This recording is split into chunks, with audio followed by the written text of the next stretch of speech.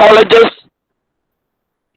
universities, and other institutes, dear colleagues, dear research scholars, and students. Actually, I am very happy to introduce Professor Dr. B. Vijayendran Pilla sir and take this opportunity as my privilege. It introduce and welcome the outstanding resource person of today's evening. Dr. Professor Dr. V. Vijayendran Pilla sir is a former professor, Department of Commerce and Management Studies, Calicut University, and now he is Director, Ahalya School of Management, Palakkad. As Vijayendran sir is concerned, he has over 38 years of academic experience and is having 32 years of research experience. I am very happy to say that he had started his academic career in NSS College and he worked as a teacher in various colleges under the management of Nair Service Society.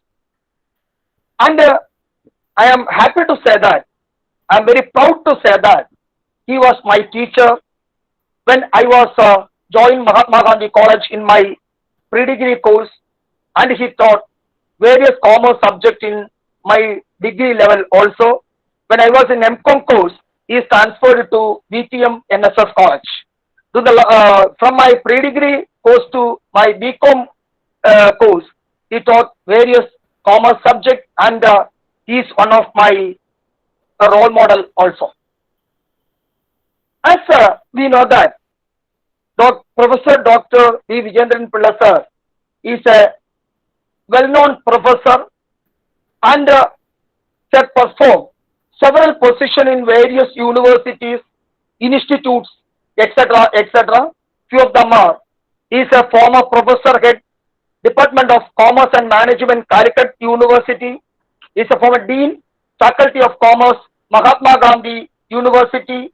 He is a Directorate of Self-Financing College, Calicut University. Coordinator, School of Management Studies, Palakkad, Calicut University.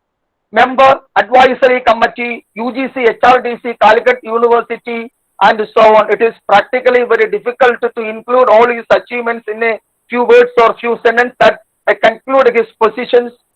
And as a teacher and researcher is concerned, he has coordinated several refresher course and orientation course, and he was serving as a resource person in the various refresher and orientation course in different universities, and he has delivered more than 28 talks in various topics in commerce and management. In the field of research also, his contribution is exemplary one or outstanding one, and he is an outstanding research supervisor and successfully guided 25 MPhil students and 22 research scholars who secured their PhD in commerce and management. As an author, he has authored and edited 21 textbooks and published more than 250 articles in reputed journals in national as well as international level.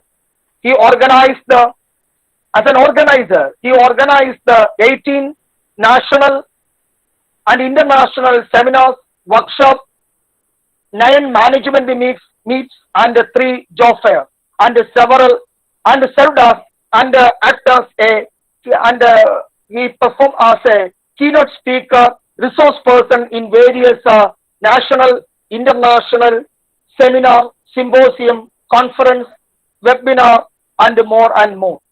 It's practically very difficult to include all his achievements in a limited span of time. Let us conclude, sir.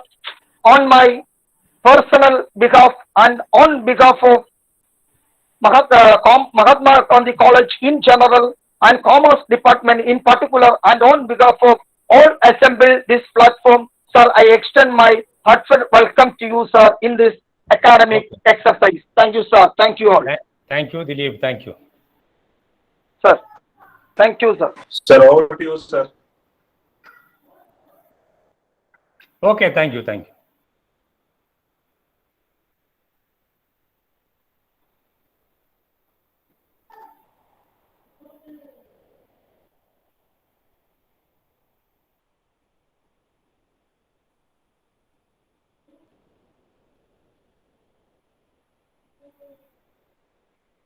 Can you see the slide? Yes, sir. Yes, sir. Okay. Am I audible properly? Yes, sir. Yes, yes. Okay, okay, okay. Very nice. A very warm good evening to all. Uh, Most respected principal of the college, Dr. Ambali, head of the department, and my former student, Dr. Dilip, coordinator of the 10-day online national research talks on research methodology, Dr. Binod, other faculty members of the Department of Commerce, Mahatma Gandhi College, Trivandrum, Dr. Santosh, Dr. Jaydev, Dr. Pradeep, Dr. Rakesh, Dr. Vishnu Goban, and other junior teacher fellows of this department, the teachers from various universities and colleges who joined through online, the research scholars,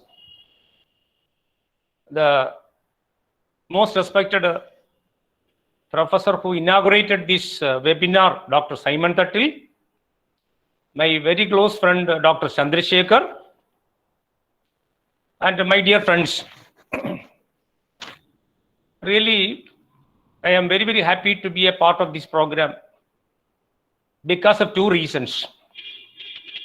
Number one is, I am very proud to say that I was a faculty member at the Department of Commerce and Management Studies, Department of Commerce, Mahatma Gandhi College, Trivandrum, for a long period of 14 years, from 1988 to 2002. I still remember, along with my former colleagues, Dr. Haji Kumar and Dr. Harindranath, I took more pain and strain to convert this postgraduate department in the form of a research center. Anyway, before entering into my duty, let me appreciate and congratulate the organizing team of this 10-day national research talk series on research methodology. I know that this is a 10 days program, and this program is organized in association with Indian Accounting Association. Organizing a 1 day or even 2 day seminar is not a comfortable one. Definitely, your efforts should be appreciated, because it will continue for a period of for 10 days in a very sequential order, with the help of eminent resource persons all over India. So you can imagine the efforts taken by the organizing committee. So special congratulations and appreciation to you. Then, thank you, sir.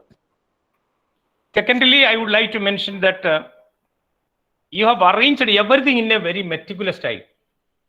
The topic arrangements and the program arrangement is very meticulous. It should be appreciated. Then I still remember that after leaving of my duties from this college 2002, this is the first time that I have got an opportunity to attend a program organized by the department. So I am thankful to both Dr. Dilip and Dr. Binod for your invitation to attend this function on my part. So remember, regarding the topic is very relevant. Why? Because as Dr. Simon has rightly stated that nowadays the number of research scholars as well as research guides is increasing day by day. Why? Because it is a mandatory requirement This is one of the reasons. It is a mandatory requirement for the entry to the higher level teachers. You know, during the olden days, if you examine the history of the research scholars in every university, you can see that only the scientists as well as higher level teachers performed the research activities. But right now, the situation has changed.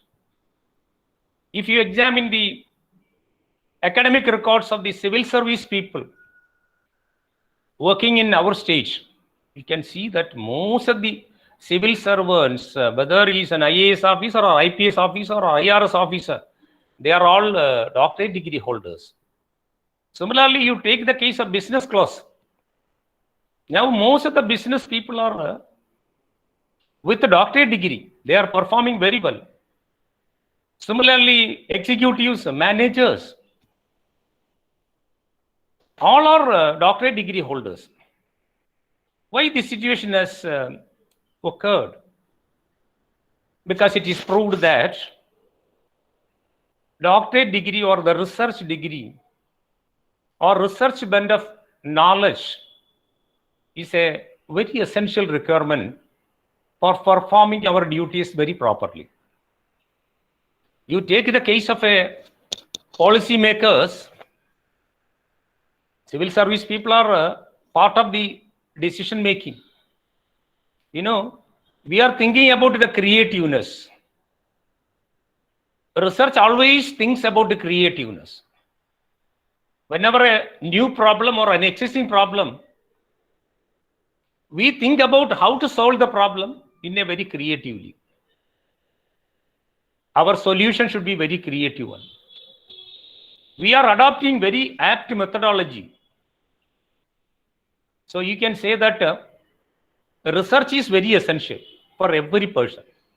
Whether he is a teacher, whether he is a doctor, whether he is an engineer, whether he is a manager, whether he is a civil servant or a policy maker, a research degree is a mandate, is very essential to perform our academic as well as management functions very effectively.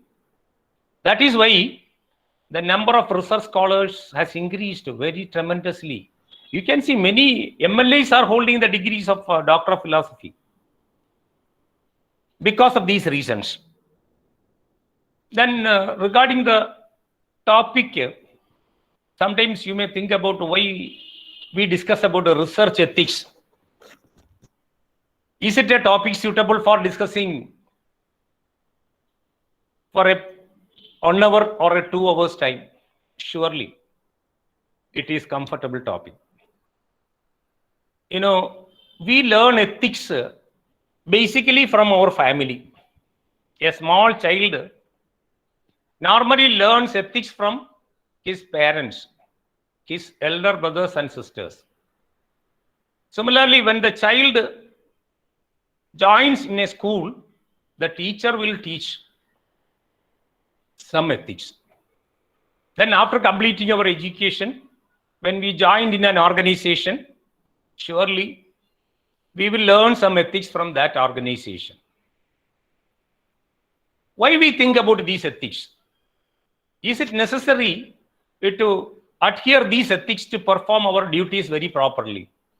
Surely it is a mandatory requirement. It is a mandatory requirement for any success. If you examine the history of every person, you can see that one of the best reasons for his success is his adherence towards ethical side or ethical principles. So, what is meant by ethics? There is no need of explaining the term ethics.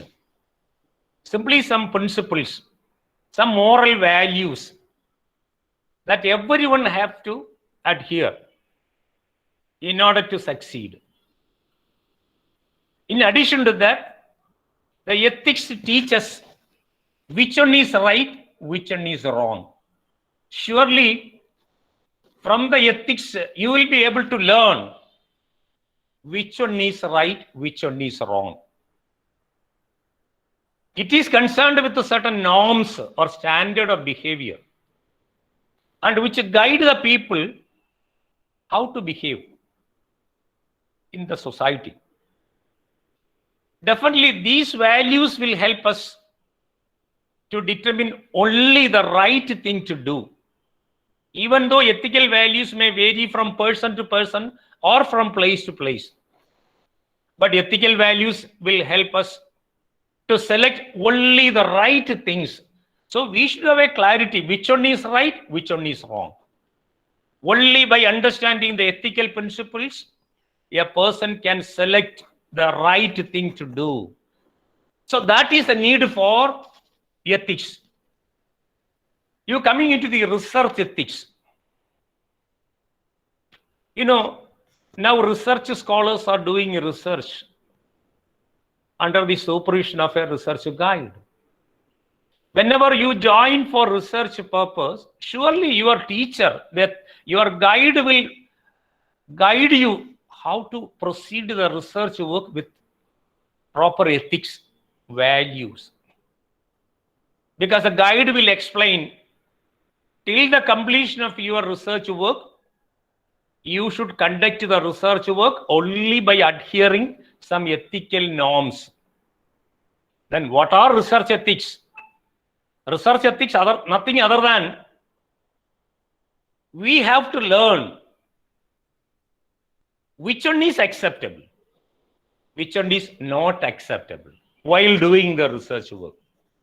So we should have a clarity about which one is acceptable, which one is not acceptable, for which we have to observe certain basic values, certain guidelines, certain norms, certain professional code of conduct while doing the research work from the very beginning till the end.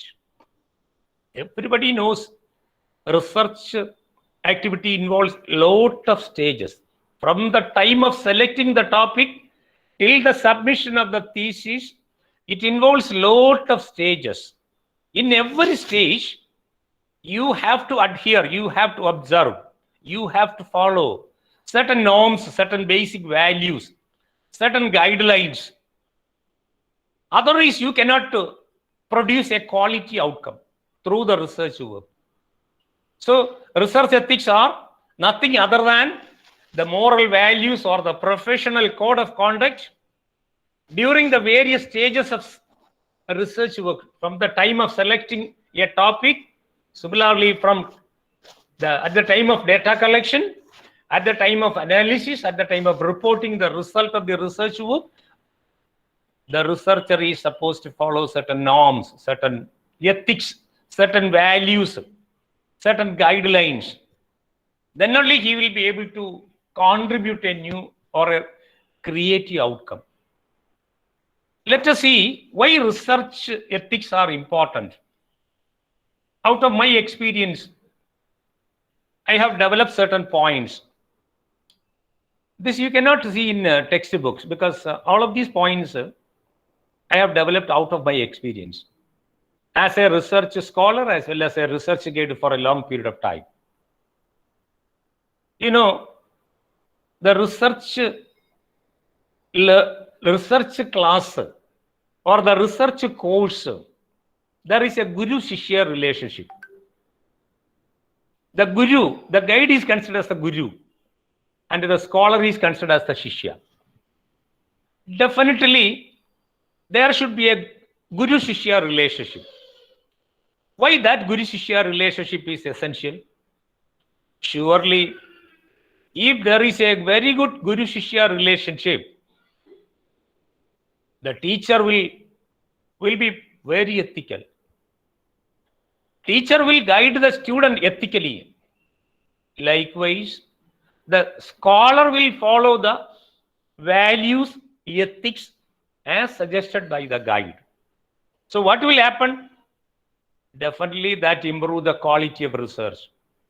The researcher will be able to produce or contribute a quality outcome. Everybody aims at developing a creative solution. You know that in our research, we are concerned with 3 questions. Question number 1 is why we conduct research. the research questions, research objectives. Question number 2 is how. How do we perform the research? We should have a clarity about the lifeblood of research, that is methodology. How do we perform the research work? One more question the researcher is supposed to answer. That is what? Everyone is very eager to know what is the outcome, what is the creative result of the research work performed by a researcher. Surely you can contribute a creative, very qualitative output only if there is ethical considerations on the part of the researcher. That is why research ethics are very, very important. Then the second important point I have identified why research ethics are important right now. Everybody knows that after your registration, within a period of 2 years, as per the UGC regulations, in every university, you have to appear for coursework examination, PhD coursework examination. In the coursework examination, as per the guidelines of UGC as well as AICTE, there is one particular paper by name Research and Publication Ethics. Research and Publication Ethics is compulsory. Why they insist that paper as a compulsory core paper as far as the research scholar is concerned? Because it is very, very important that every scholar is supposed to adhere. What are all the research ethics that you have to adopt, follow, adhere from the very beginning till the end of your research work in various stages of research work? So that is why they insist, they introduce this paper. So this is one of the best, this is one of the reasons why research ethics are important. Another important point I have identified from my own experience is that it is inevitable to achieve the aims of research. I have already mentioned you that right now, even the civil service people, managerial cadre people, policy makers, administrators, all other people are very much interested in doing research. Do you think that mere knowledge upgradation or knowledge upgradation is the only aim? No, no, no. Definitely, knowledge upgradation is the main aim behind the research. But in addition to that, a person can acquire certain specific skills like problem solving skill, analytical skill, learning skill, writing skill, communicating skill, reporting skill, finally overall personality development. You know, these are all very essential as far as every person is concerned. If you are a manager, you should be very creative in analyzing the situation. You should have a learning skill. You should have a very good writing skill. You should have very good communicating skill. You should have very good reporting skill. These are all very essential. How can you improve these results? How can you improve these skills? Only by doing the research, by adhering the research norms, ethical principles, or code of conduct. Only if you follow code of conduct in your research work, surely you will be able to achieve these qualities through the research work. Another point is accountability of the researchers. You know, right now, many agencies are supporting these research scholars. UGC, in addition to UGC, then AICTE, similarly ICSSR, state level science and technology, state universities, many organizations provide adequate funds with a way to contribute, with the ultimate aim of contributing creative outcome. The scholars are making use of public money. Definitely, their conduct, their behavior should be verified. They are supposed to contribute creative outcome. They are supposed to follow discipline throughout the research work. So unless there are code of conduct, unless there are rules, unless there are ethical principles, how can we control them? How can we insist a particular condition? So that is why they are public, they are using public money, they are accountable to the society, So every researcher is supposed to contribute creative outcome. They are responsible people. They are they should be well disciplined. They are supposed to follow the rules and regulations of the university. They are supposed to follow the rules and regulations of the ICSSR, because many organizations insist certain rules and regulations. So that is why we follow or we adopt this research ethics.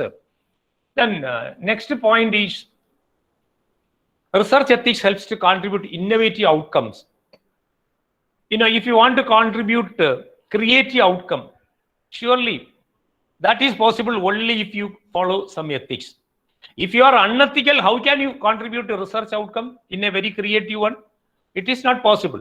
Suppose a person doing unethically research work, how can we contribute? I still remember, I would like to mention an example in my life. While I was heading the department in Calicut University, one day I got one call from a bank manager. Bank manager is working in a public sector institution. He understood that I am guiding scholars in one foreign university where he would like to do research under my guidance. So he contacted me over phone, and he called me, sir, I would like to contact you. At what time you will be free? I said, after 6 o'clock, we can contact. You can come to my cabin. You can come. So by 6:30, he came to my cabin with a research report. Then I asked one question, sir, what is your purpose? What is the purpose of your coming? Sir, I have to clarify certain queries regarding research, because I would like to do research. Okay, that is very nice. So he was about 52 at that time. Then I asked, sir, if you want to do research, you have to adhere certain principles. You have to select a research topic. You have to identify the research problem, specify the objectives, then formulate a hypothesis, then develop methodology, then develop tools for data collection, then collection of data, then analysis of data, then writing of report. Nearly 3 years' time should be earmarked for this purpose. Is it possible to do this work with 3 years' time? Because he is a bank manager. He said, no, sir, one report is with me. And he opened his bag and has shown the report to me. Then I said, sir, I don't want to see that report. This is not a research work. This is one of the work done by your bank to study a particular situation. And this is already published outcome. This is a published work. No, sir, I would like to convert this as a research outcome. You imagine, this is the imagination. This is a style of thinking on the part of even well-educated people. Then I said, no, sir, no, it is not possible. If you want to continue research, you have to select a new topic. You have to spend at least 3 years' time to complete your research work. You have to contribute a new outcome. This is the outcome already produced by your bank management. So this cannot be considered as he thought that he can convert this in the form of a PhD thesis. You remember? Then, why? Because he is a person who does not interested to follow the business as well as research ethics. That is why he suggested such a way. So remember, only if we follow research ethics, we will be able to contribute a research innovative outcome. Similarly, another point I have noticed is definitely ethics will help us to avoid unethical practices in research. If you are very particular in adhering research ethics, that will motivate you to avoid some unethical practices. For example, fabricating data or falsification of data. Sometimes without collecting data may be added. Sometimes falsification of data may be there at the time of analyzing the data. Some manipulation may be done.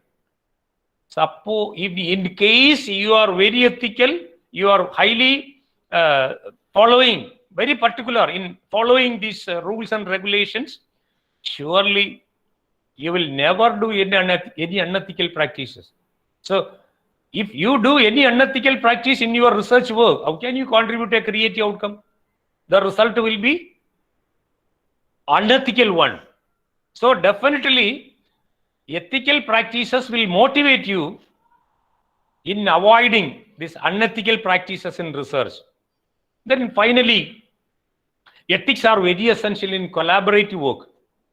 Sometimes you might have heard about a collaborative work, research work in association with one or two agencies with the financial support. You remember, while doing the collaborative research work, it involves the effort on the part of more number of people.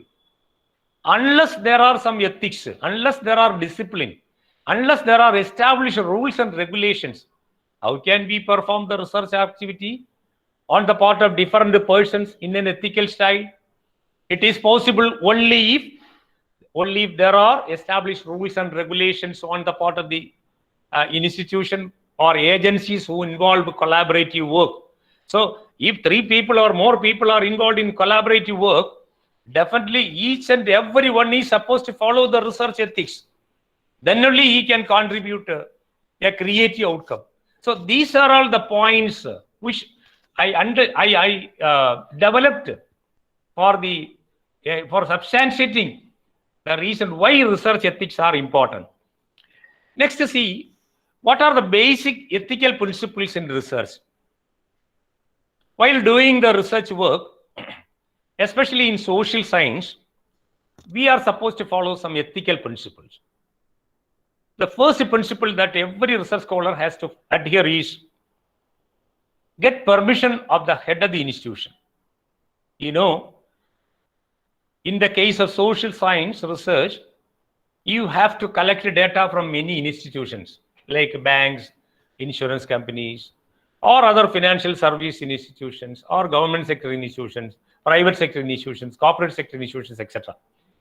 You remember, before starting your research work, if you want to collect any data from any agency, you have to get permission from the concerned head of the institution. Then only you are supposed to refer the documents, records of that institution. Because if you want to get any record from the side of the employees should be permitted by the head of the institution. Without getting the permission of the head of the institution, no employee is supposed to reveal or supply or provide the records and documents of the institution. So first thing, ethical thing that every research scholar should adhere is, you should get permission. Permission of the authority should be obtained before starting your research work. Then the second important principle that every research scholar has to adhere is duty to inform properly. That means the researcher is supposed to clarify certain points to the respondents or to the participants of the research. Participants of the research means the data providers with whom we are dealing with. You know, while collecting data, the cooperation of the research respondents is very important. So before collecting data from them, every research scholar is supposed to reveal the full details of his research, namely the area of the research work he is doing. Similarly, the purpose of research, why he is doing research, it is for MPhil degree or for PhD degree or for any other academic, non-academic purpose. Similarly, the name of funding agency, if any, suppose your research work is funded by AICTE or some ICSSR, you are supposed to reveal that this agency is the funding agency. Then similarly, the respondents to provide data. Who are the respondents? We need data from this type of employees, from the manager side or executives, etc., etc. Then usefulness of the research, why this study is useful, and what is the need for your participation. You just explain, unless we get data from your side, I cannot continue. So your cooperation is very essential. Likewise, you have to give full details about the information to the informants or the participants or respondents. Then thirdly, voluntary participation by the respondents. Another important principle that every research scholar has to adhere is participation voluntarily on the part of respondents. whenever you contact any participants, any data provider or any respondents, you never compel them to provide data. You have to provide data. Never, never. You just simply request them, and they have to give the data voluntarily only, not any compulsion on your part. Similarly, your data collection and research work will not create any harm to anyone related with your research work. Your frequent visit, your canvassing the concerned persons with a questionnaire to collect data, it shall not create, it shall not be in any way to create any harm to physically or mentally to the respondent. Sometimes some questions, twisted questions may be asked by the researcher. That question's answer is not a very, answering that question is not an easy task. The respondent has to think more, then only he can answer. Sometimes it may create some difficulty, some kind of mental difficulties on the part of the researcher. In such a situation, you never create any such type of situation.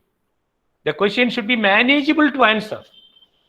Similarly, you should not create any opportunity to create a stress among the employee, among the data provider. Sometimes your visit, frequent visit or regular visit may create a stress among the respondents. Never you should do that. You should never create such a situation. So no harm. You should be very, very careful that your visit, your data collection work should never create any harm to anyone. Then another important personal quality on the part of every researcher is honesty. Honesty is very important.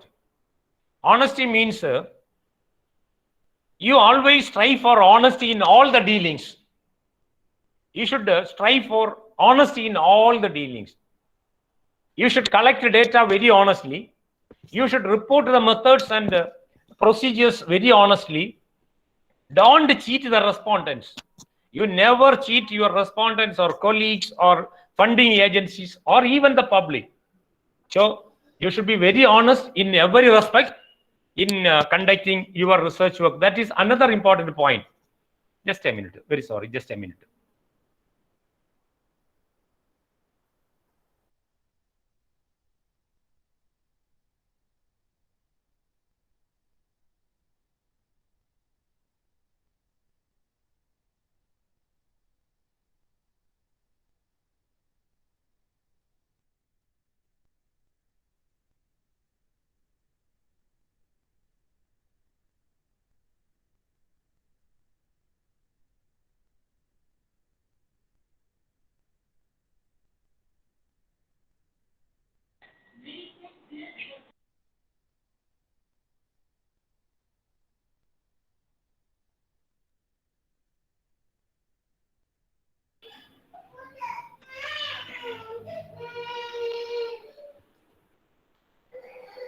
Next, personal.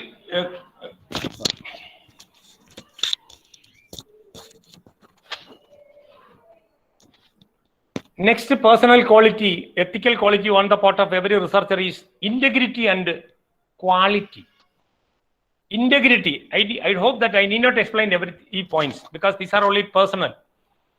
You should always keep all the promises, all your agreements. You should act very sincerely, and you should ensure quality in your research work. No compromise in the quality. Similarly, openness. Openness means while discussing with anyone associated with your research, you should freely talk. You can accept any criticisms. Sometimes while collecting data from respondents, because of their experience, they might have a very good idea. You are supposed to accept their criticisms also. So by accepting that criticism on the part of the respondents, you will get new ideas. Similarly, you should share your idea, tool, resources to everyone. Because openness is a very important principle, ethical principle on the part of every researcher. Next point is respect for intellectual property. Respect for intellectual property indicates respect for intellectual property indicates you should honor patents, copyrights, and other forms of intellectual property. We may use certain models while conducting our research work. We should give due respect to the person who is responsible for the creation of that model. One who developed the model, we should respect them and we should honor them. We never publish any data without their permission. Their permission is very important thing. Similarly, anonymity of respondent should be maintained. You should always maintain anonymity. Whenever you collect data from any person, you never reveal that this data is revealed by, this question is answered by such and such person. Never, never, never. Then confidentiality. You ensure all the confidentiality in all the respects. It is very important, confidentiality. Similarly, impartial. Impartial means research be conducted without favoring any group or any person. While conducting data from any person, you never show any partiality towards any data provider. Sometimes executives may be there, middle class employees may be there, lower level employees may be there. Don't show any discrimination between superior and subordinates. You should treat them equally. Then legality. Legality means whenever you collect any data from any institution, you are supposed to know the rules and regulations governing that institution. Whenever you come to the office, if there is an established rule that normally visitors are permitted to visit the office only after 3 o'clock, never go to the office for data collection before 3 o'clock. You should go to the office only for data collection only after 3 o'clock. These are the principles that you have to follow. Legality. Similarly, greater social responsibility. While doing the research work, our subject is a social science. It is related to human beings. Whatever subject we select, whatever outcome we contribute through research, it should promote the well-being of the human being, society as a whole. Maximum benefits, it aims at maximum benefits to stakeholders. Whenever we produce a PhD thesis, normally we will verify, we are very eager to listen or the verification of the creative outcome of the research work, that is suggestions. If the suggestions are very creative, that indicate the researcher has taken more pain and strain, because it involves a lot of pain on the part of the researcher. Why? Because this is highly beneficial as far as the stakeholders are concerned. Whenever we conduct a study on customer satisfaction in public sector banks or private sector bank, definitely our aim should be to develop solution to satisfy the customers very creatively. That study will yield more benefit to the society in the form of it will be beneficial to the bank managers. It will be beneficial to the management of the bank. It will be beneficial to the employees. It will be beneficial to the customers. So surely your study should be, the outcome of the study should be beneficial to the stakeholders. Then another principle is dissemination. Dissemination indicates that it is a duty of the researcher to publish the research outcome after your study is concerned. After the completion of your study, you have to discuss with your responsible officials to ensure that whether your outcome is very creative or not. Whenever you conduct a study with the insurance sector, for example, risk management in insurance sector is a very complicated topic. Surely the study will be possible only with the assistance of risk managers in insurance sector. At the time when you finalize your study, it is your ethical responsibility that you should discuss with the concerned officers or concerned managers to finalize your creative outcome. Because when you disclose the findings with your responsible authorities, of course, you will get some creative suggestions on their experienced people's side. That will be very worthy as far as the researcher is concerned. It will enhance the quality of your research work. So these are all some of the important ethical principles that generally every research scholar has to follow. while completing the research work. Now, the next important area is the ethical practices that are to be followed by every researcher in different stages of research. Different stages of research. So we will see one by one. In every stages of research, different ethical considerations are there. Everybody knows that research involves a lot of stages. The first stage is selection of a research topic selection. What are the ethical principles that everyone has to keep in mind while selecting a research topic? Number one is the topic should be very socially relevant. Whatever topic you select for your research purpose, it should be socially relevant. We have already seen that commerce, management, economics are all social sciences. We are supposed to contribute something to the society.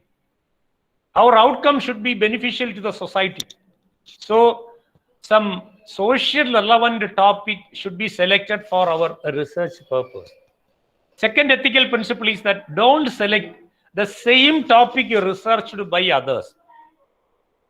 While choosing a topic, as far as possible, you should choose a creative topic, very innovative topic. You remember the case of a bank manager who approached me with a project report.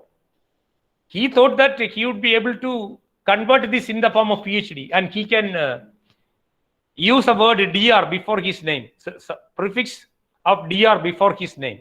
His only intention is to become a doctorate degree holder. No, it is not an ethical one. So you never select any topic selected by or researched by others. Then another ethical principle is right now it is a period of micro research.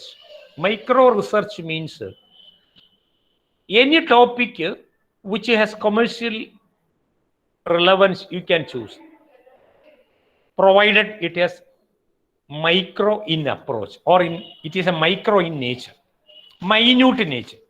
You know, in the olden days, when you go through the research thesis of commerce or management in all the universities during 90s, I remember when I was a research scholar, I selected only a broad topic, macro research. Right now, it is a period of micro. Whenever I attend this doctoral committee meeting, definitely I insist the selection of micro topic. Whenever a guide or a candidate come with a macro topic, we will convert it in the form of micro. That will be beneficial. As far as possible, try to select an innovative topic. Then, in order to select the topic, you can go through the previous studies in different universities and institutes. So, remember, your topic should be a micro in one. It should not be researched by anyone in the field earlier. It should have social relevance. These are the important ethical principles that you have to keep in mind. Then after selection of research topic, everyone knows our research starts. Survey of literature. Literature survey is one of the most important functions in social science research. Our research starts with the literature survey. Our research ends with the literature survey. Why? There is a proverb like this: research starts with the literature, research ends with the literature. Why? Because in order to identify the research gap, you have to go through the relevant literature. You are supposed to incorporate all the literature, all the results of the studies conducted so far by your senior researchers in your research work. Suppose on the day of your binding of the thesis, you found that there is one more study. You are supposed to incorporate the result of that study also in your research work. Then only you will be able to identify exactly the research gap. So that is why there is a proverb that research starts with the literature, ends with the literature survey. Then what are all the ethical principles that you should keep in mind while conducting literature survey. Number one is go through the related literature from the original source, not from the work from already used. You never go through the literature presented by any other person. Sometimes it may be very comfortable. I still remember that whenever I get a call from many, I got such a type of experience. I got different calls from many research scholars doing research in the same area where I did my research. Why they called is they have to get information about the past studies. One day I got one student contacted me, sir, I have gone through your thesis and I got more than 100 literature from your research thesis. Can I copy that literature to my study? My answer is no. If you quote any literature copied by any other research scholar, there may be some gap, communication gap. So my humble request before all the researchers is, don't copy the related literature from the related thesis, but what you have to do is you have to go through the original source. By going through the original source, you can identify the research gap. So go through the original source, not from the work already used. Similarly, visit personally all the libraries and the centers of secondary data. Secondary data sources are libraries, and libraries are the most important sources of secondary data. Every researcher is supposed to visit personally the library for collecting secondary data about the past studies. Similarly, you acknowledge properly the contribution of previous researchers. Sometimes certain research scholars purposefully neglect the acknowledgement of his senior researchers, proving that his research work is a creative one. No, it is not a good practice. You should respect your seniors. Whenever you go through the research work conducted by or performed by any senior researcher related to your topic, you are supposed to acknowledge it very properly. Otherwise, you are cheating them. Similarly, you are supposed to present the results of literature review in your own words, following a globally accepted standard like APA style or MLA style. So strictly following the APA style, you can present the literature review. These are all the ethical principles that you have to follow while conducting literature survey. Then after conducting literature survey, you will enter the third stage, that is problem identification. How do we identify the problem ethically? What is the correct method of identifying the research problem? In most theses, out of my experience, I identified that most of the scholars are not exactly presented the research problem. Why? Because they couldn't identify exactly the research problem. So only if you identify exactly the research problem in the area in which you are going to investigate, you can be considered as a good researcher. So how do you identify the research problem ethically? First of all, you go through the relevant secondary materials deeply to gather an idea. Whatever secondary materials are available relating to the topic in which you are going to research, go through thoroughly. Whatever published reports, unpublished reports available in the field, you should go through. Then conduct a detailed discussion with the experts in the field. Mere secondary data is not enough to identify the research problem. You should identify who are the experts in that area. Contact the concerned experts. Have a discussion with them. Collect corrective, creative idea from them. Whenever you conduct a very good discussion, a deep discussion with the experts in the field, surely the researcher will be able to identify certain crucial issues. Then understand the problem very exactly, identify it and present it properly. So this is a style. This shall be the style that you have to adopt while presenting your research problem, research questions. Normally, a researcher will take more time to identify exactly the research problem. Whatever material available in the form of secondary source, you can go through. You should go through all the secondary materials. Then even after going through the secondary material, you will get only a vague idea. How can you convert this vague idea into a correct idea? Discussion with the concerned experts in the field, practical oriented people. Then you will get idea. Then you can present it in the form of a researchable problem. This is a style this is a method that you have to adopt to identify the research problem. Then thereafter, we enter the next stage, framing of objectives, research objectives. How do we frame the research objectives ethically? Very important thing while framing the research objectives is it is related to research problem or research questions. Definitely, if you succeeded in identifying exactly the research problem, you will be able to delimit your area of study. You will be able to limit the scope of the study. If you are fully conversant with the delimitation of your study, you will be able to identify exactly or frame exactly the research objectives.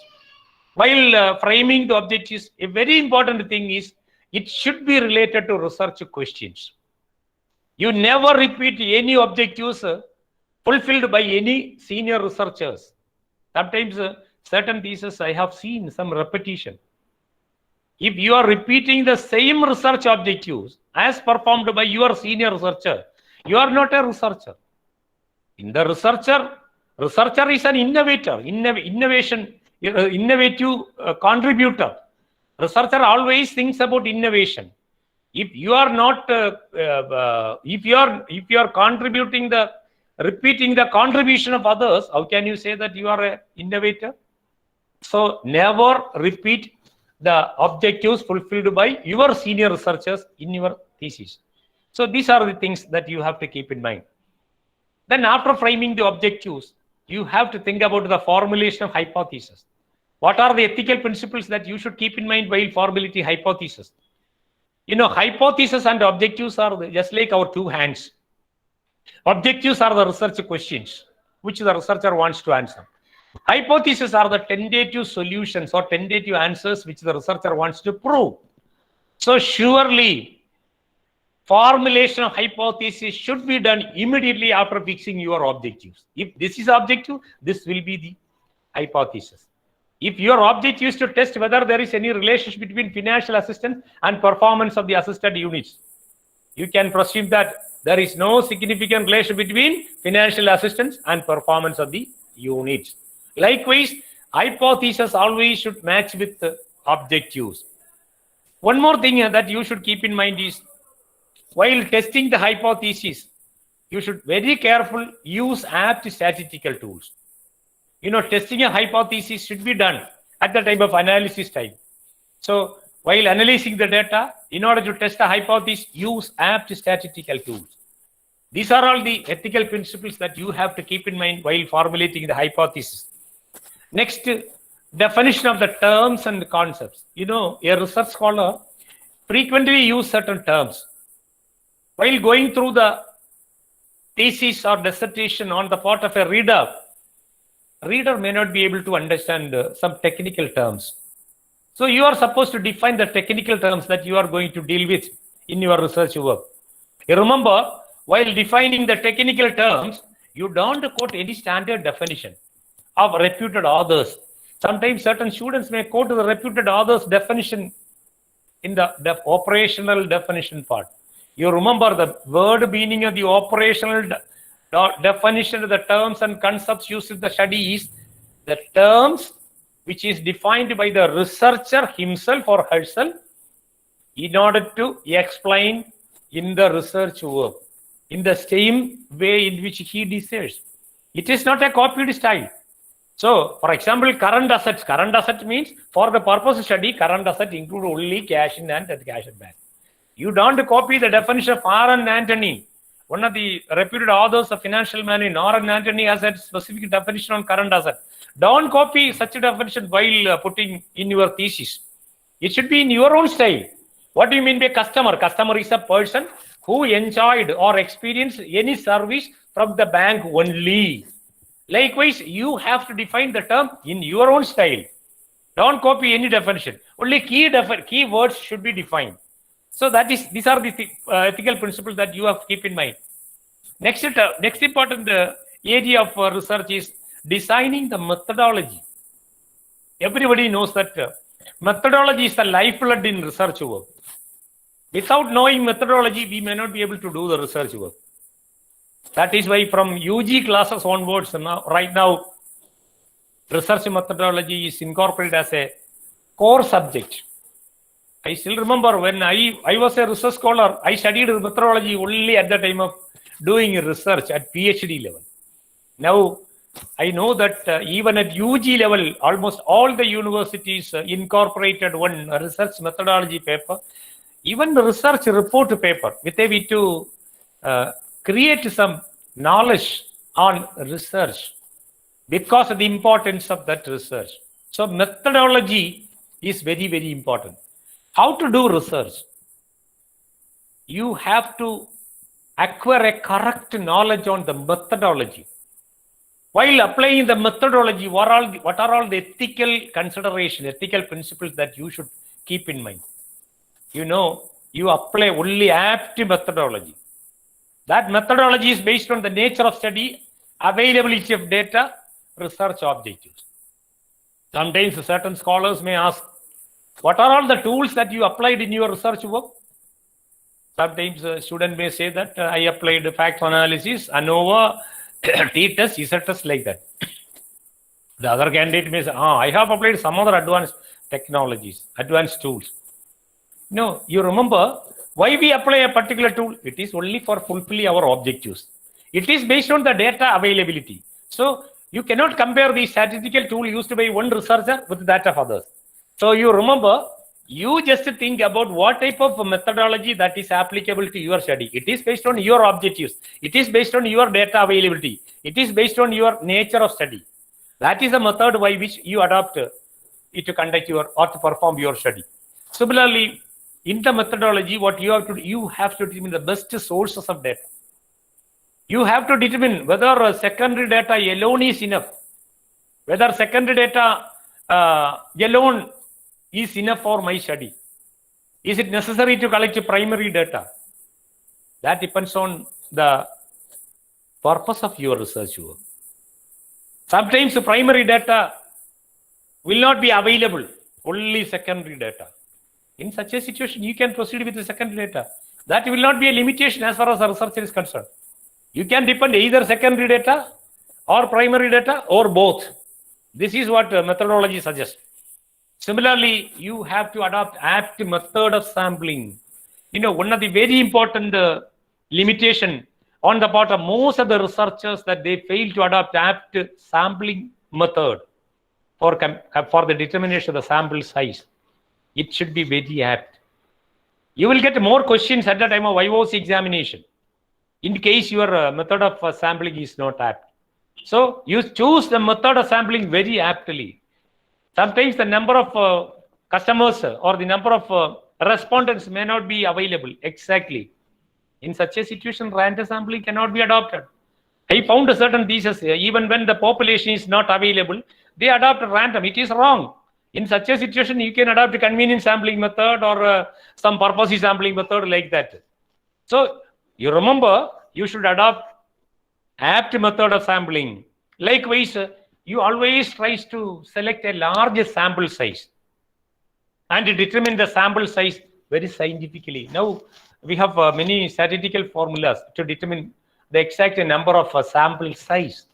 So you can depend on that standard statistical formula for determining the sample size scientifically. So these are all the ethical principles that you should keep in mind while designing the research methodology part. Then after designing a research methodology, you enter the next data collection. While collecting data, At the time of data collection, you are supposed to obey certain ethical principles, research ethics. What are all the research ethics that you should adhere at the time of data collection? The first one is develop a very apt tool for data gathering. So you identify the respondents. Suppose the respondents are very illiterate, ignorant. You think about the developing an interview schedule. Suppose the respondents are very busy people, they are very literate, they are very responsible person. You can manage in the form of questionnaire. Sometimes you may not be able to collect data only through personal visit. You can adopt this observation method. So based on the purpose, based on the situation, you develop the apt tool for data gathering. Then before getting data, you should get the consent of the respondent. You know, whenever you approach a respondent with a questionnaire, you can ask a question. Could you please spare 10 minutes or 5 minutes time for me? Because I want to get some information from your side. So only with their permission, you are supposed to collect data. Likewise, conduct the survey personally by the researcher and visit field for the data collection. You know, I understood that most of the research scholars appoint certain persons for collecting data. How can you say that you are doing ethically, you are doing research ethically? Sometimes even without visiting a particular place and canvassing questionnaire with by contacting a concerned respondent, the appointed person may fill up the details. So how can you say that your research work is ethically correct? It is not possible. So as far as possible, not as far as possible, the researcher should go to the field, collect data directly from the respondent, then ensure confidentiality of data collected. You should record the data very properly. Data once collected for your purpose shall not be used for any other purpose. It shall be used only for a particular purpose. Data shall not be passed on to others. Once you collect the data, you should never transfer that data to any other person. Then data collection should be stored properly. You should store the data very properly. Then after the fulfillment of your objective, data should not be stored. You should destroy the data. Rights, privacy of the respondent should be well protected. You should never reveal the identity of the concerned, the privacy of the concerned respondent. Similarly, no data should be collected on false promise. You never give any false promise at the time of data collection. As far as possible, you should avoid personal questions like your marital life, religious faith, personal opinion. You can avoid all these things. So these are all some of the important points that you should keep in while doing the data collection point.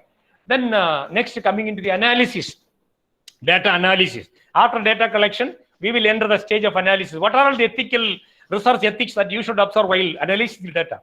While analyzing the data, there are certain ethical principles. Number one is process the data collected about the personal matters very confidentially. You know, you have collected data about the personal details of the respondents like age, marital status, average income, family members. These are all personal details. You should keep the data, you should process the data very confidentially. Proper care should be taken to maintain anonymity in handling data. You should never reveal that this is filled by A, this is filled by B. Never, never, never. Anonymity should be maintained properly. Don't use inappropriate statistical tools while analyzing data.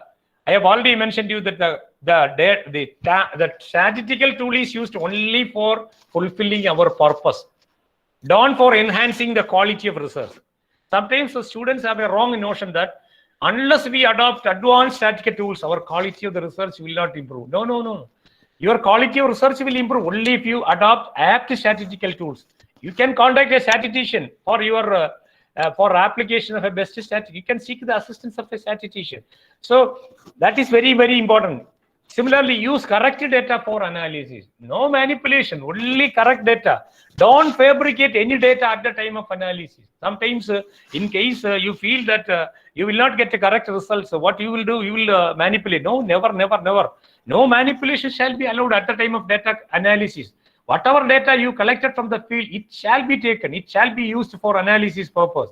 Similarly, drawing of exact conclusion based on the findings of the analysis. Whatever conclusions you draw, it shall be based on your findings. Findings shall be the basis for your conclusion. Based on the findings and analysis, you can develop some topics for research for future purpose also.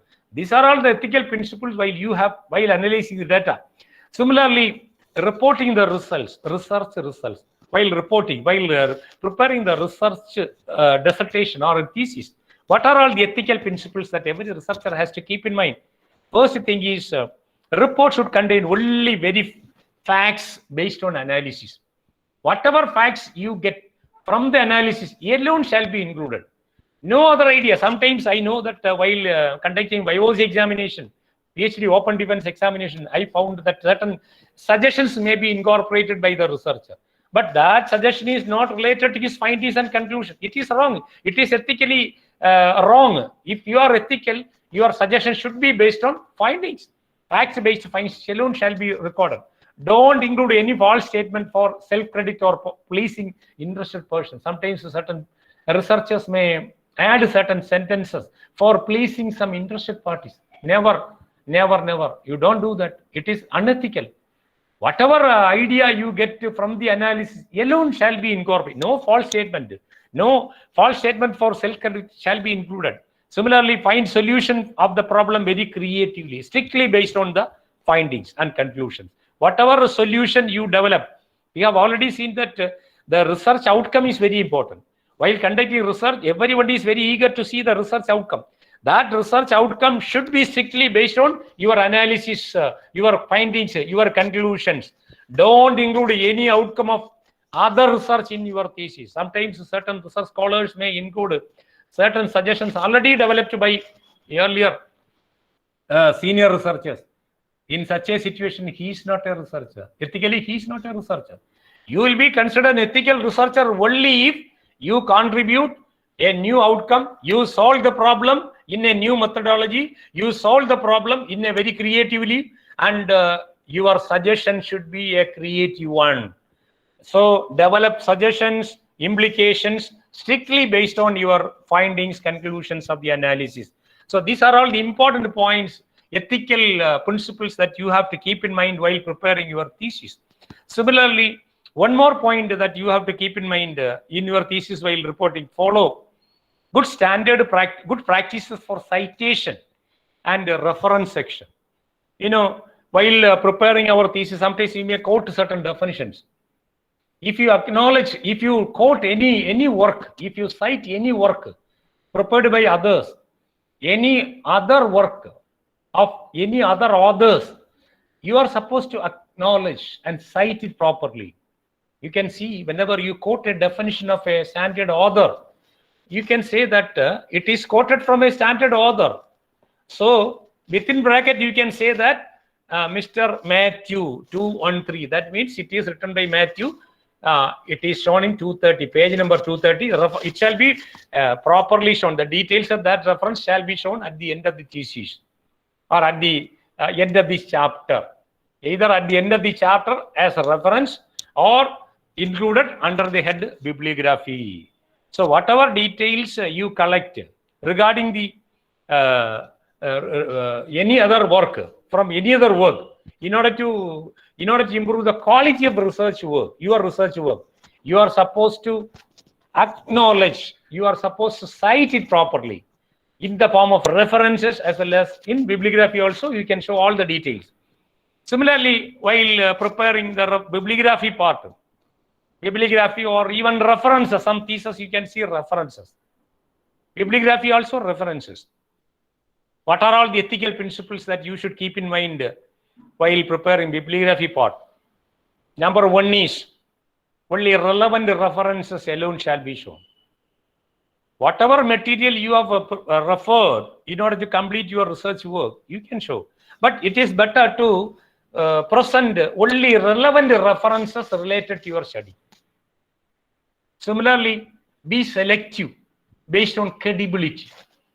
Based on the credibility, you should incorporate all the books. For example, if you are doing research in the area of management, everybody knows there is one reputed book, credible book by name Principles of Management by Coons and O'Donnell. Coons and O'Donnell is a globally accepted, credible book. So you will fail your duty unless you incorporate that book under your bibliography part. So while preparing bibliography, remember you should incorporate all the name of references which are very credible in the field. Then one more point that you have to keep in mind while preparing bibliography is use corrective style or format. For example, APA style, American Sociological Association style, is the style adopted by social science researchers right now. MLA style is used by literature people. Chicago style is used by science people.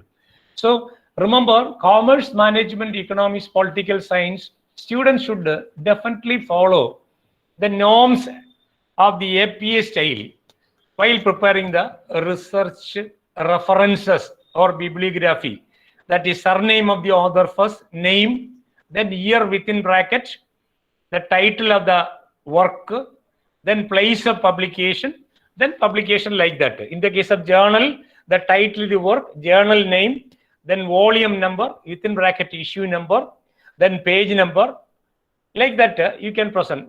So there is a particular norm regarding the style, how it shall be presented in our thesis under the title bibliography. We should follow all these styles. Then only it will become ethical.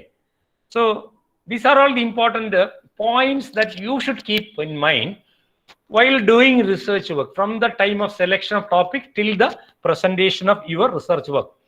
Now, one more point, one more slide I have included in my presentation is what are all ethical or unethical practices in research. While discussing about the ethical practices, every researcher is supposed to know some unethical practices. There are some unethical practices. Number one is plagiarism. Everyone knows plagiarism. Similarity. Plagiarism means similarity. We are copying the work of others and claiming that it is our own work. This is what plagiarism exactly means.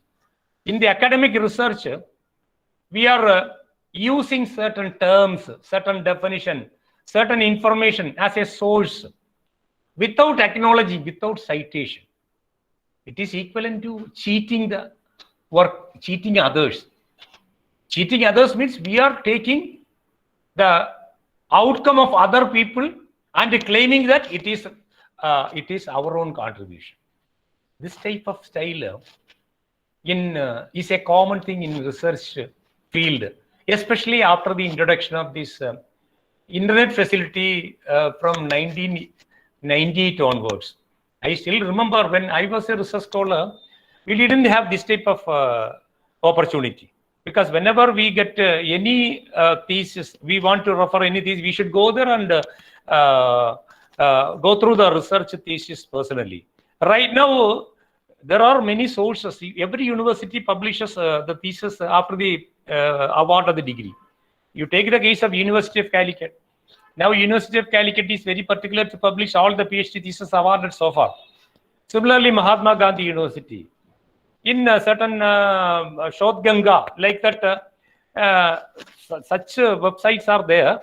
If you go through that website or website of the institution, you will be able to collect the full details of even the PhD thesis containing about 400, 500 pages. And you can quote some pages to your thesis. It is unethical. It is highly unethical. You never copy. That is why the UGC has introduced one scheme, that is plagiarism checkup before submitting the thesis. In every university, very recently our country has introduced, but in Western countries, they insisted that this principle even during 90s. But in our country, especially in Kerala, this came into force from 2010 onwards. University Calicut was the pioneer in that area. As per the university norms, every candidate before submission, they have to submit verify the thesis in a particular software to see whether the thesis is eligible for submission. Whether the copy, the percentage of copy of the thesis from other thesis is up to the prescribed limit of the university or not. In case your copy is above the prescribed limit of the university regulation, you are not supposed to submit the thesis. As per our university norms, it is divided into three: introductory part, then literature review, results and discussion. For introductory part, it shall be up to 10%. For literature review, it shall be up to 35%. For the results and discussion, that is body part, it can be up to 10%. Suppose your introductory part, after verification, it is found that it comes 15%. No, you are not supposed to submit the thesis. Again, you have to rewrite. You have to rewrite it. That means what is the correct method? You have to follow your own style. Don't copy anything from others' work. You can go through the research work of others, but you can write in your own style.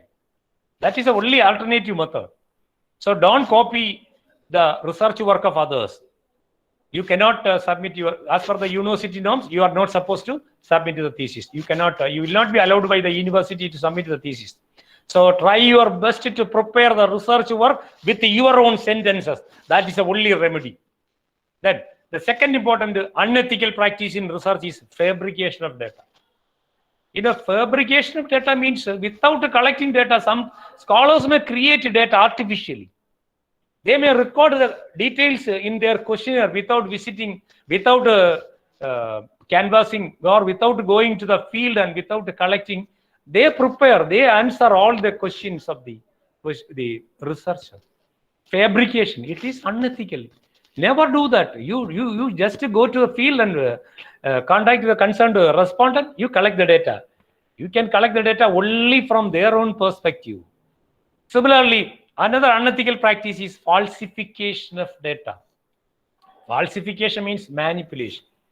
Manipulation means you are changing data. You are omitting or adding, deleting, some addition or deletion or manipulation of data at the time of analysis. Sometimes some experts in the field of analysis may agree that I will analyze the data, whatever data you bring. It is not a good practice because the research work is based on some ethical principles. So if you are a highly ethical one in the field of research, in your research work, don't falsify your data.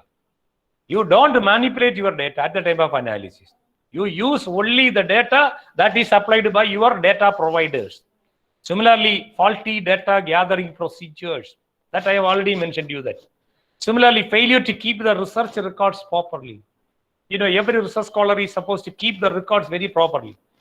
You are supposed to keep the records from the time of registration till the completion of your research work. Then only you will become highly ethical. Whatever data you get, it should be kept confidential. Whatever records you collect from any institution, it should be kept confidential. It should be under your safe custody. Similarly, stealing of data, books, supplies, it is highly unethical. Some research scholars, unethical research scholars may steal some data, some books from the library. It is highly unethical. If you go to the library of University of Kerala, newspapers from the 1930s are available there because of the ethical practices followed by the former researchers. If a research scholar enter into the library and told some part of the particular page which is useful for his research purpose, then what will happen? No further research scholars will get data regarding that page. So what you have to do is, don't steal any data, any books, any supplies from any other office or any other library. Similarly, making unauthorized copies of data, papers or computer program of any respondents without their permission. If you want to take any copy, any pages of the particular order, it should be done only with the permission of the concerned authorities. Don't take any copies, unauthorized copies without permission. So these are all some of the unethical practices. So this is about my topic. So why I selected this topic is now I found that I am also a research guide, guiding many students. 23 scholars have acquired PhD under my guidance. I have evaluated more than 200 theses all over India, universities all over India. So I have a very good experience in this field. So from which I understood that most of the research scholars, not all, but most of the research scholars are not adhering the research ethics while doing the research work. That will reflect while going through the research thesis at the time of adjudication. So my humble request before all the prospective researchers as well as prospective research guides, then research scholars is, please be sincere in doing research. You adhere all the norms from the very beginning till the end. Then only you can contribute a creative outcome. If your aim is to fulfill your dream of a research degree with a good knowledge dissemination, you should strictly adhere the norms, because your thesis will be available in the library of the university where you are going to submit for a long period of time. So in future, many research scholars, many research guides will verify.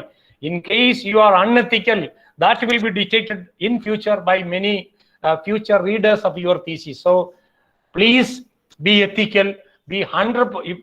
Sometimes 100% is not possible. You should be very sincere. You should be very ethical. You should be very sincere in adhering all the norms, code of conduct, the professional principles while doing the research work. With these few words, let me conclude. So I extend once again my sincere thanks to the team members who invited me to present this topic. And once again, I thank to the patient listeners of the participants. All the participants have shown very good patient listening. So once again, I thank you for your patient listening. With these few words, let me conclude. In case you feel any clarification, please raise. Thank you, sir. This is a question answer discussion session. If you have any doubts regarding any of the topics sir has discussed, please welcome.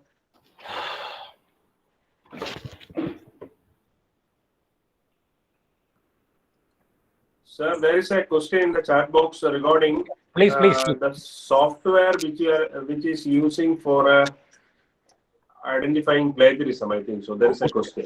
In most universities, Utkand is the form. Utkand is the software. In Calicut and Tamil Nadu universities also, they use Utkand. Okay, sir. There is a question. So, participant, if you have any question, please welcome.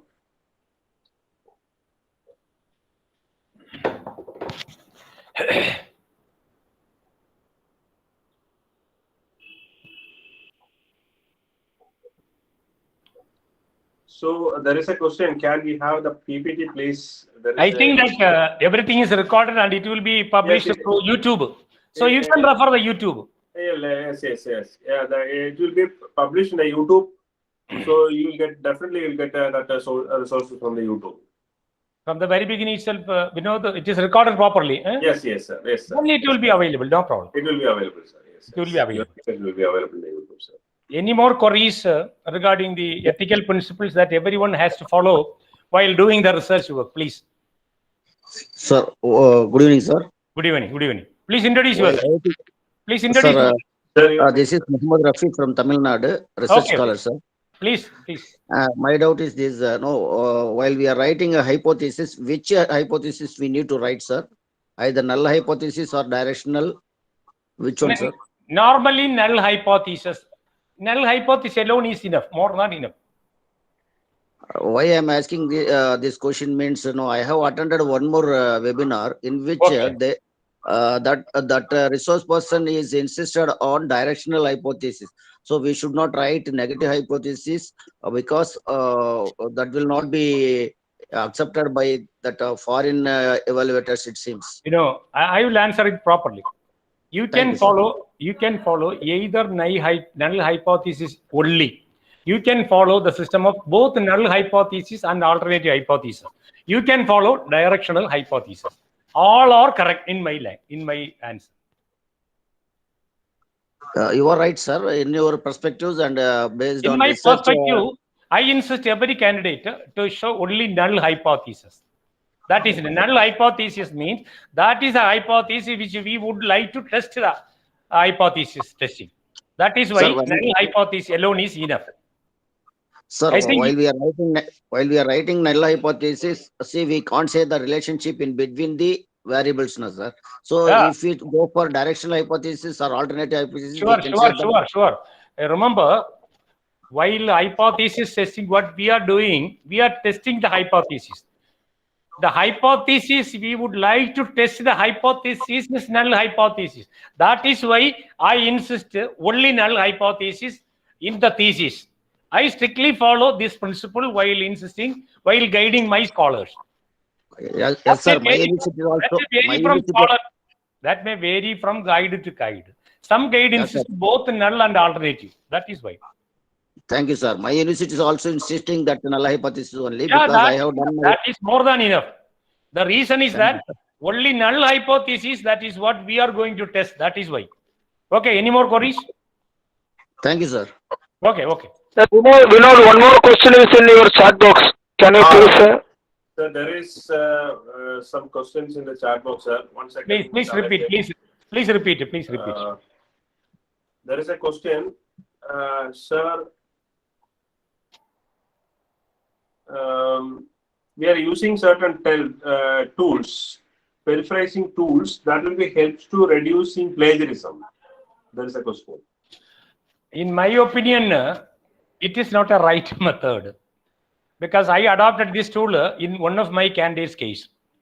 In my humble request before you is that you follow your own sentences in your thesis throughout the report writing, from the very beginning till the end. You can quote certain definitions, but at the same time, you should cite it properly. If so, there is no feeling of plagiarism, no problem of plagiarism. That shall be the correct method. You can seek the assistance of language expert for finishing your sentences. Don't copy any sentence from any thesis. If so, the plagiarism will be more. That is why. The degree of plagiarism will be more. That is why. Sir, another question. No. Please suggest a textbook for research ethics for coursework.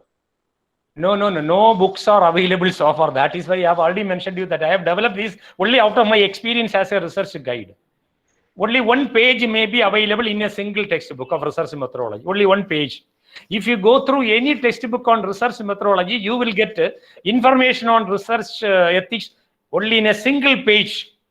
So I have developed these principles out of my experience as a research guide as well as thesis adjudicator. Sir, there is another question from Dr. Meena Kumari. How can we ensure the ethical principles while collecting data collection procedure during this COVID pandemic situation? No, it is the duty of the research scholar to ensure the ethical principles. You can follow the method of Google format. You can send the question, but Google form is there. Google form is there, but at the same time, you should contact them personally over phone if you feel any doubt, because the COVID pandemic, that is a serious issue. Your question is very relevant, but even then, you should be very sincere. In case Google form question answer you get. Sometimes you may feel some queries. In such a situation, what you have to do is you can contact that person personally over phone. Then you can clarify. Then only you are 100% ethical. That is the correct answer. Okay. Okay, sir. Thank you, sir. Any more questions? Any more question? Any more queries? Any more question? Sir, it is the time to express our sincere thanks to you for being the part of our research talk series. For that, I invite Advocate Radhika, our part-time law lecturer, for delivering the vote of thanks. Welcome, ma'am. Thank you, sir. Good evening, one and all. Sir, is it audible? Yes. Audible. Okay, sir. Respected Principal, Dr. Ambali ma'am, respected HOD Dilip sir, Santosh sir, and our most valued invited guest, Vijay Chandrapalla sir, and ladies and gentlemen. Actually, it's my privilege to have been asked to propose a vote of thanks on this occasion. I, on behalf of MG College, on behalf of our Commerce Department, and on my own behalf, I would like to extend my sincere gratitude to our esteemed chief guests for the presence and contribution and for the valuable session on research ethics by making our first day of our talk series a great success. Thank you so much, Vijay Chandran. Okay, thank you. A special thanks to Ambali ma'am and Dilip sir for providing us immense support in organizing this program, and to the person who is behind this program, Dr. Vinod sir, and the entire team members, including me. I would like to express my sincere gratitude to them also.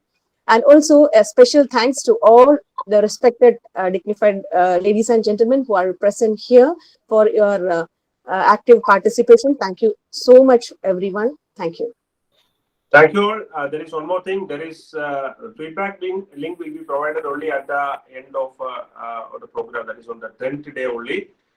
Then every day we'll start our session by 5 o'clock. And tomorrow exactly 5 o'clock we'll start. By 4 o'clock we will share the link for joining the program. So feedback link, as I mentioned, we will send on the 10th day of the program. We will take only one feedback session. Then all of you hope all of you enjoyed the session, and we can see you tomorrow by 5 o'clock. Thank you all. See you tomorrow. Bye. Vijendran sir, thank you, sir. Thank you. Thank you, Dilip. Thank you, Vijendran sir. Thank you so much, sir. Thank you so much. Can I sign out now? Yes, sir. Sure, sir. Sure. Yes, sir. Thank you for spending time with us as a Okay, part of this program, sir. okay, thank you, Dilip. Thank you for your invitation. Thank you so much, sir. Thank you, sir. Okay. Thank you. വിനോദേ Yes, sir. പിന്നെ നമുക്ക് ആ link നമ്മൾ last ദിവസമല്ലേ കൊടുക്കണുള്ളൂ അല്ലേ? Feedback link. Feedback link Okay. last also, only at the end of the program, sir. അതേപോലെ YouTube ലിങ്കും നമ്മൾ അപ്പോഴെപ്പോഴും കൊടുക്കുകയാണോ? അത് നമ്മൾ കൊടുത്തിട്ടുണ്ടല്ലേ YouTube link? Sir, YouTube in the channel link കൊടുത്തിട്ടുണ്ട്. We will upload the YouTube videos tomorrow onwards. Today's class is uploaded in tomorrow. ഇന്നത്തെ വീഡിയോ നമ്മൾ നാളെ അപ്ലോഡ് ചെയ്യും, രാവിലെ കൊടുക്കും, share Okay, fine. Those who Somebody asked me that, sir, please provide YouTube link. That is why I am saying that. Yes. YouTube that will recorded videos will be updated tomorrow onwards, sir. Okay, Vinod. Bye. Okay, all of you. See you all tomorrow by 5 Thank o'clock. you all. Start Thank exactly you. your program, and thank you all for your participation. Okay, see you tomorrow. Thank you all.